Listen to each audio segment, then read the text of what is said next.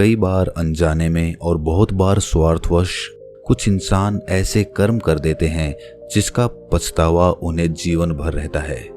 लालच और स्वार्थ से भरे हुए कर्म हो सकता है कि आपको थोड़ी देर के लिए फायदा पहुंचाए, लाभ पहुंचाए, आनंद प्रदान करें, लेकिन ऐसे कर्म करने के बाद आपका मन बोझिल होने लगता है। दूसरों को सताकर, दूसरों को दुखी करके उनसे लाभ हासिल करना आपके जीवन को सुखी नहीं बना सकता। सुखी रहने के लिए ये जरूरी है कि हम दूसरों को भी सुख पहुंचाएं, क्योंकि जिस प्रकार के कर्म हम करते हैं वही कर्म लौटकर वापस हमारी जिंदगी में आते हैं। सभी शिष्य अपने गुरु के इस उपदेश को बड़े ध्यानपूर्वक सुन रहे थे। एक शिष्य ने ये उपदेश सुनने के बाद अपने गुरु से सवाल किया कि गुरुदेव, हमारे आश्रम में बहुत सारे मच्छर हैं। जब हम रात को सोने की कोशिश करते हैं तो यही मच्छर हमें परेशान करते रहते हैं, तो मजबूरीवश इन मच्छरों को हमें मारना ही पड़ता है। उसी प्रकार अपनी फसल की देखभाल करने के लिए एक किसान को अपनी फसल को जानवरों से बचाकर रखना होता है, या फिर एक सेठ को अच्छे से काम करने के लिए अपने कारीगरों से अच्छे तरीके से काम लेना पड़ता है। इसीलिए उसे कभी कभी उन्हें डांट फटकार भी लगानी पड़ती है, जिससे उनका मन दुखी होता है। गुरुदेव, मैं आपसे ये पूछना चाहता हूँ कि अच्छा और बुरा कर्म क्या होता है, क्योंकि अगर हम मच्छरों को नहीं मारेंगे, दूर नहीं भगाएंगे, तो वो हमें सोने ही नहीं देंगे। उसी प्रकार कुछ जानवर ऐसे होते हैं जिनसे इंसान को भी खतरा होता है। अगर इंसान उनको नहीं मारेगा तो वो इंसान को मार डालेंगे। गुरु ने मुस्कुराते हुए एक पेड़ की तरफ इशारा किया जिस पर बहुत सारे कांटे उगे हुए थे। गुरु ने सभी शिष्यों को समझाते हुए कहना शुरू किया कि इस पेड़ को ध्यान से देखो, तुम्हें क्या दिखाई दे रहा है।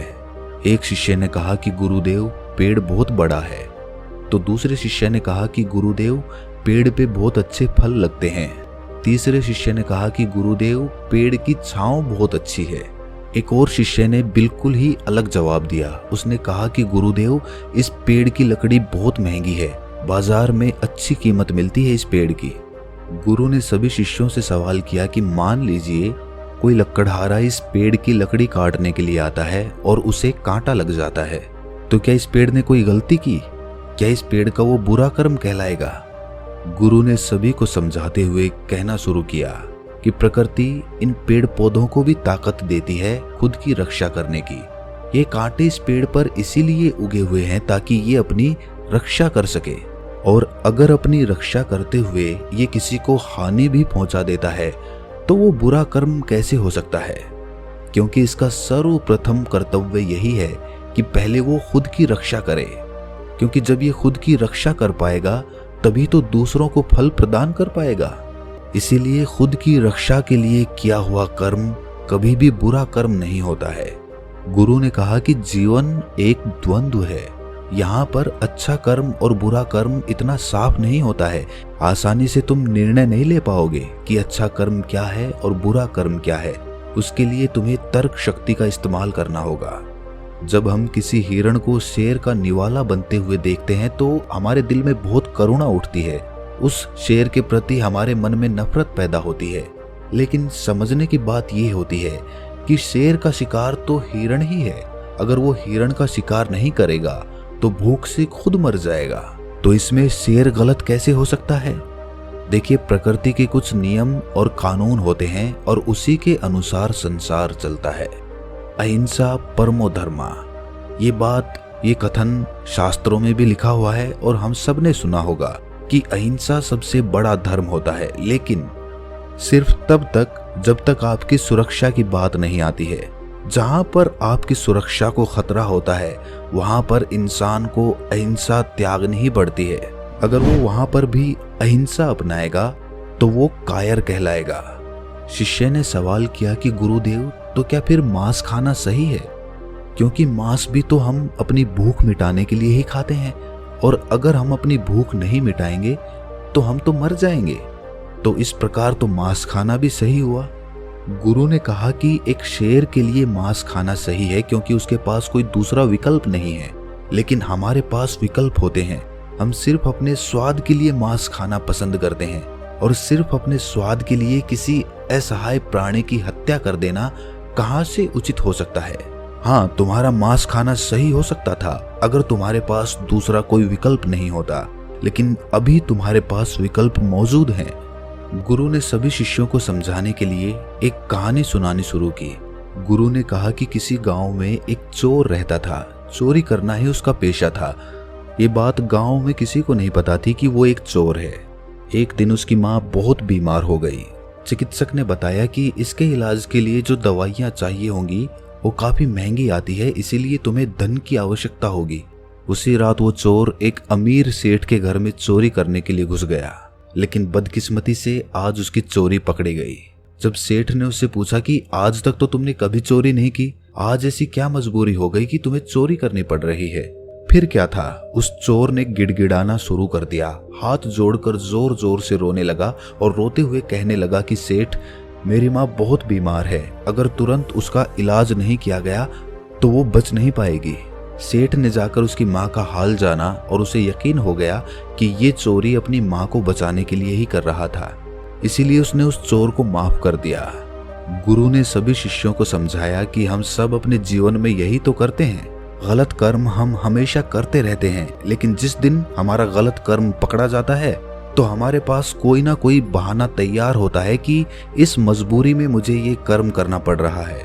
जिस प्रकार तुमने मच्छरों को मारने की बात कही है, तुम दूसरा विकल्प भी चुन सकते थे। तुम सोते वक्त कोई मच्छरदानी प्रयोग कर सकते थे, जिससे तुम मच्छरों से बचे भी रह सकते थे और तुम्हें मच्छरों की हत्या भी नहीं करनी पड़ती। इसीलिए अगर सही तरीके से बुद्धि का प्रयोग किया जाए तो तुम्हें कभी गलत कर्म करने ही नहीं पड़ेंगे। तुम्हें हिंसा करने की जरूरत ही महसूस नहीं होगी। शेर एक जानवर होता है, उसके पास बुद्धि बल नहीं होता और ना ही उसके पास संसाधन होते हैं, इसीलिए उसकी मजबूरी हो जाती है हिरण को मार कर खाना। लेकिन हम इंसानों के पास बुद्धि बल भी होता है और संसाधन भी होते हैं, और उसके बावजूद अगर हम गलत कर्म करते हैं तो उसके लिए कोई तर्क, कोई बहाना उस गलत कर्म को अच्छे कर्म में बदल नहीं सकता है।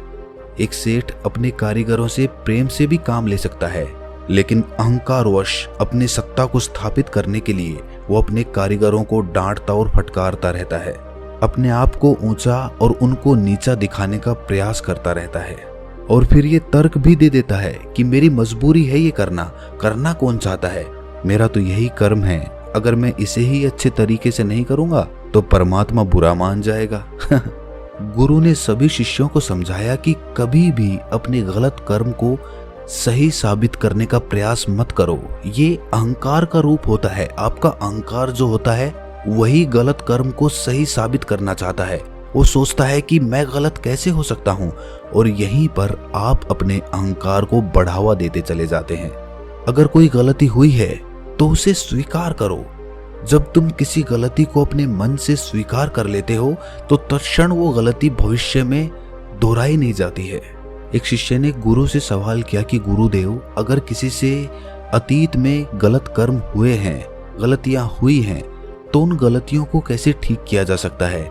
कृपया इस पर प्रकाश डालें। गुरु ने कहा कि सबसे पहले तो ऐसे इंसान जो खुद की गलतियों को स्वीकार कर लेते हैं वो बहादुर होते हैं, क्योंकि हर एक इंसान अपनी गलती को स्वीकार नहीं कर पाता। और अगली बात समझने की ये होती है कि इंसान गलतियों का पुतला ही होता है। अगर इंसान गलती नहीं करेगा तो उसका विकास कैसे होगा? गलतियां कर करके ही इंसान गलतियों से पार हो जाता है। अगर एक बार कोई गलती हो गई है तो वो माफ की जा सकती है, लेकिन बार बार कोई गलती कर रहा है तो वो आदमी मूर्ख होता है। ऐसा इंसान बेहोशी में अपना जीवन जी रहा है और उसका विनाश निश्चित है। गलतियां करो, लेकिन हर बार नई गलती करो, पुरानी गलती को मत दोहराओ, उसी से तुम्हारा विकास हो सकता है। गलतियों से जीवन में अनुभव जुड़ते जाते हैं, और जितना अनुभवी एक इंसान होता जाता है उसकी बुद्धि उतनी ही तेज होती जाती है। अतीत की गलतियों का बोझ अपने दिल पर मनुष्य को नहीं रखना चाहिए, इससे उसका दिल बोझिल हो जाता है और वो पूरी उमंग और उत्साह के साथ कोई भी काम नहीं कर पाता। जब भी वो कोई नया काम शुरू करने की कोशिश करेगा तो वही गलतियां उसके सामने आकर फिर से खड़ी हो जाएंगी और वो कोई भी नया काम शुरू नहीं कर पाएगा। और अगर वो कोई नया काम शुरू नहीं करेगा तो उससे नई गलतियां नहीं होंगी, और अगर नई गलतियां नहीं होंगी तो उसका विकास कभी नहीं होगा। इसीलिए गलतियों से डरने की जगह उनसे सीख लेना सीखो। और फिर देखो कि तुम्हारा जीवन कैसे चमत्कारिक रूप से बदल जाता है। जीवन प्रतिपल बदल रहा है, शायद हमें उसका एहसास नहीं होता। आने वाले हर एक पल के साथ हम और बूढ़े होते जाएंगे, मौत के और करीब होते जाएंगे, लेकिन हमें उसका एहसास नहीं होता।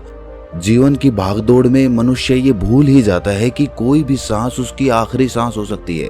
और आखिर में जब हिसाब लगाया जाता है कि उसने कितनी सांसें जी भर के जी, तो पता चलता है कि पूरे जीवन में बहुत कम ऐसे पल होते हैं जहां पर इंसान खुलकर अपना जीवन जीता है, बिना किसी चिंता, बिना किसी डर, मोह, लालच, हर भाव से आजाद होकर वो कुछ ही पल अपने जीवन में जीता है। और वो पल भी उसके बचपन के दिन होते हैं। बचपन के दिन बीतने के बाद हमारे अंदर कितने भारी बदलाव आते हैं, ये हम सब जानते हैं, हम सब साक्षी हैं उसके। जीवन का हर एक पल मुक्त होकर जिया जा सकता है, लेकिन जरूरत होती है सही कर्मों की।